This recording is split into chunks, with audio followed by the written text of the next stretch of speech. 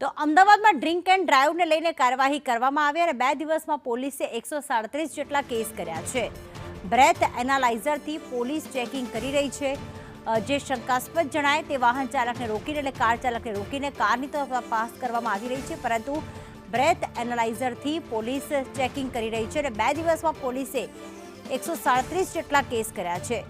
જિગ્નેશ અમારી સાથે જોડાઈ ગયા। જિગ્નેશ, 137 કેસ માત્ર 2 દિવસમાં નોંધાયા છે, એ પણ અમદાવાદમાં જ। ત્યારે આ કાર્યવાહી હજી સુધી કેટલા દિવસ સુધી ચાલુ રહેશે?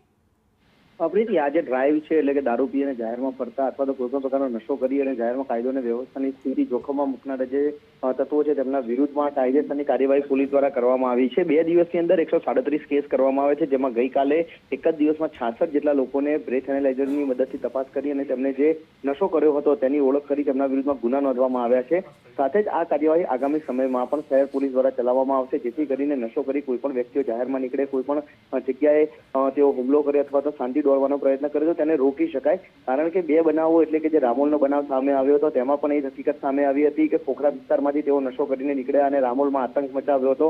બીજી તરફ જે વસ્ત્રાપુરનો જે કિસ્સો સામે આવ્યો હતો, જેમાં ડ્રિંક એન્ડ ડ્રાઈવમાં ગાડી ચલાવી 3 લોકોને અડફેટી લીધા, ત્યારબાદ તેને પોલીસ અને લોકો સાથે ઘર્ષણ કર્યું હતું। માટે આવા તત્વો રસ્તા ઉપર ફરે અને નશો કરી અને કાયદો અને વ્યવસ્થાની જોખમમાં ન મૂકે સ્થિતિ, તે માટે આ કાર્યવાહી છે તે પોલીસ દ્વારા કરવામાં આવી રહી છે। આભાર જિગ્નેશ તમામ વિગતો માટે।